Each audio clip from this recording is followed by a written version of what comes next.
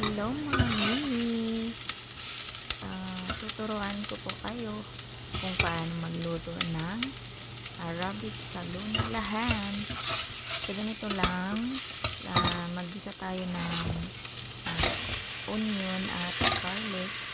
Pag nag-brown na siya, tapos lagyan siya ng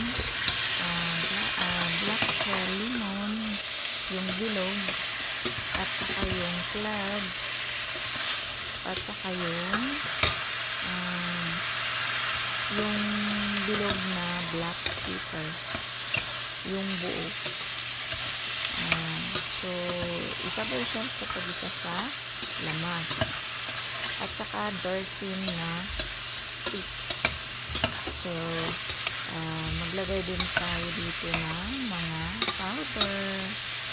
So ang nilagay ko na powder is lagay ko na lang po dito sa video po. So nilagyan ko din siya ng yung dahon at saka yung mga powder na inilagay ko. Dahon na paminta. And then dapat lagyan niyo siya ng cloves. Kasi yung cloves ay nagpapaalis ng yung baho, diba? Kagaya ng karning tupa, maanghit. So kailangan lagyan natin siya ng cloves. So ngayon maglagay tayo ng tomato paste. So parang kalahati lang ang nilagay ko na tomato paste. Nasa sa inyo lang po kung gaano kadami ang niluto nyo. So ngayon lagyan na natin ng tubig. Nilagyan ko na siya ng kunting tubig. Tapos dagdagan natin yan pagkatapos natin magmikos-mikos nito.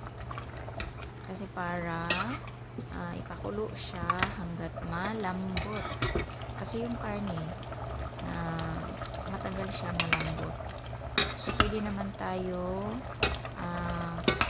yung chicken salona chicken, pwede din tayo, pero mas favorite ko yung salunalahan.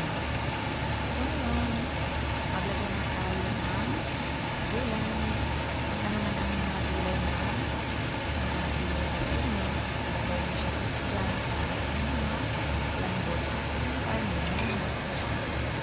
So po is kalabasa, bagu beans, saka yung okra. And then so konti lang kasi yung gulay natin. Kung maglagay kayo ng yung talong, dapat iprito nyo po bago nyo ilagay dito pag malapit nyo na siyang kunin. So ito pala yun, kakain na tayo. At syempre kasama din yung salad, fresh na salad. So yun lang guys, thank you.